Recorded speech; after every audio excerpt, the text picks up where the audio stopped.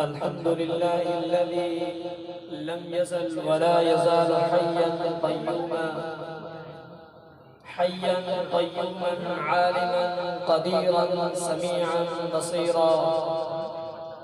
وصلى الله عليه وسلم الذي أرسله إلى الناس كافة بشيرا ونذيرا، وعلى آله وأصحابه وسلم تسليما كثيرا. أما بعد، حضراتي الأساتذة وزملائي الأعزاء وإخوتي البررة، يسرني أولا أحييكم بتحية الإسلام الخالدة، ألا وهي السلام عليكم ورحمة الله وبركاته.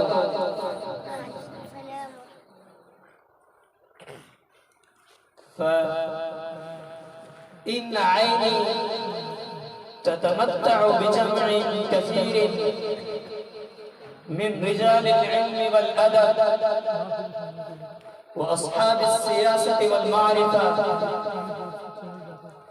هم أفضل الناس علما وأبرهم قلوبا وأعمقهم علما وأكرمهم خيارا.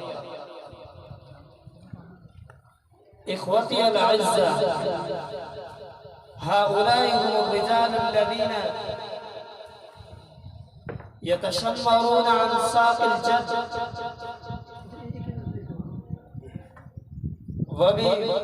وبساق الجد في نشر الثقافة الإسلامية واللغة العربية في العالم الإسلامي عامة، في جميع أنحاء العالم، في نشر العالم باللغة العربية عامة، ولا سيما في شبه القارة الهندية، يتشمرون عن ساق الجد في أنحاء العالم باللغة العربية. فكم من رجال، إخوتي الأعزاء، نرى كم من رجال قد انغمسوا في العصيان والضلالة فاهتدوا بهم وانكبوا على الذين أصبحوا مصداقا لقول الله عز وجل. قال الله تبارك وتعالى في الكلام المجيد بعد أعوذ بالله من الشيطان الرجيم: بسم الله الرحمن الرحيم. تراهم ركعا سجدا يبتغون فضلا من الله ورضوانا.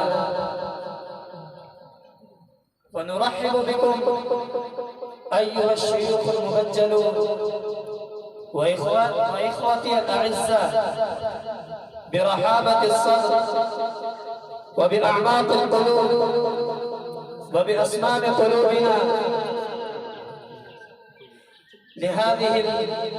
بإتيانكم في هذه الحفلة الذي انعقدنا في أخير الشهر في دورة تدريبية اللغة العربية. انعقدنا هنا دورة اللغة العربية ل20 أيام في جامعة معاذ بن جبل في سمسم. سيتكلم وفي هذه الحفلة أساتذتي الأجلة وأعزتي الكرام وإخوتي البررة، نرحبكم بكل ترحيب وبصميم القلوب. تشرفتم عندنا وأتيتم علينا، فنقول لكم أهلا وسهلا ومرحبا بكم أيها الأعزة وأساتذتي الكرام، ونشكر لكم خاصة. فالآن أريد أن ألفظ أنظاري إلى أستاذي الكريم وأستاذي الشفيق والمدرس في جامعة معاذ بن جبل، وكان أستاذا في دورتنا 20 أياما هنا، الأخ الصالح المولانا أحمد، فليتفضل مشكورا وجزاه الله عنا وعن جميع المسلمين.